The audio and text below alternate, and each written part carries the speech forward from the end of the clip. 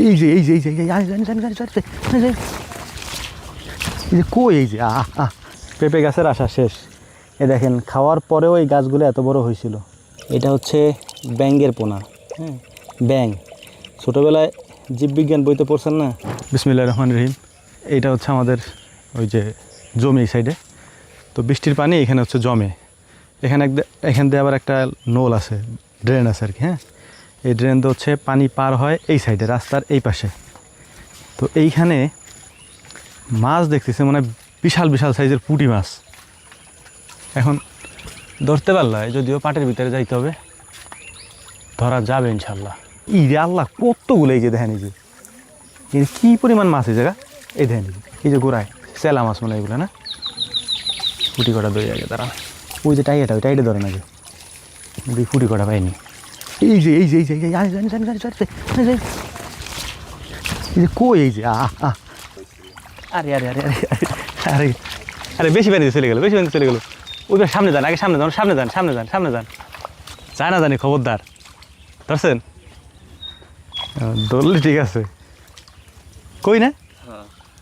পাতিল দে, পাতিল দে, পাতিল দে, জোরে আলা, ফিকেলা বল নাই পোলা মানে রে। এই যেটা যায়, এই যেটা যায় ওই সাইডের পানি এই পাশ দিয়ে নামে, রাস্তার নিচ দিয়ে পাইপ দেওয়া আছে। তো ওই পাইপটা আটকানোই থাকে, কিন্তু যখন পানি বেশি হয়ে যায় তখন আমরা খুলে দিই, ওই পাশের পানি তখন এই পাশে আসে আর কি। এই কই মাছ আমার যতটুকু ধারণা পাথারের কই মাছ না, দেখলে বোঝা যাবে। আমি দেখাইতেছি আপনাদেরকে। ওই সময় যদি নেমে যেতাম আমরা, তাহলে ধরা যেত। পাতিলের আশায় দেরি করলাম, দেখে ধরা পারলাম না। সাথে সাথে নেমে গেলে সবগুলো ধরা যেত। এটা হচ্ছে দেশি কই। আমি ভাবছিলাম চাষের কই, মানে আমাদের পুকুর থেকে হয়তো উঠে আসতে পারে। এই রাস্তার ওই পাশে হচ্ছে আমাদের পুকুর। আর এখান দিয়ে এই যে কত চেলা মাছ, এই যে এই জায়গাতে, এইখানে অভাব নেই চেলা মাছের। এই যে দিক দিয়ে আমরা মূলত আসছিলাম এখানে হচ্ছে এই চারা দেখার জন্যে। এটা যে লাগানোর উপযুক্ত হয়ে গেছে, এটা হচ্ছে ব্ল্যাক রাইসের চারা। হ্যাঁ, উপযুক্ত, এখন লাগাইতে হবে, কিন্তু লাগাইতে হবে হচ্ছে এই জমিতে। এটা হচ্ছে ব্যাঙের পোনা। হ্যাঁ, ব্যাঙ ছোটোবেলায় জীববিজ্ঞান বইতে পড়ছেন না? ব্যাঙের জীবনচক্র। প্রথমে এইগুলো একেবারে ছোট থাকে, ডিম যখন থাকে তখন আস্তে আস্তে মাছের মতো দেখা যায়। এরপর ভাবা যায় যে এইটাই হচ্ছে আস্তে আস্তে হয়ে যাবে হচ্ছে 4 পাওয়ালা ব্যাঙ।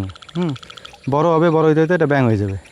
তো আলহামদুলিল্লাহ কচু হচ্ছে এই অবস্থা। এখন পানি পেয়েছে তো, আর যে বৃষ্টি নামে, এখন এই 2-1 দিনের ভিতরে লতি উঠাইতে হবে। প্রচুর লতি আছে গাছে, এই যে প্রত্যেকটার গোড়ায় লতি। পেঁপে গাছের আশা শেষ। এ দেখেন খাওয়ার পরেও এই গাছগুলো এত বড় হয়েছিল, এই যে এত বড় হয়েছিল।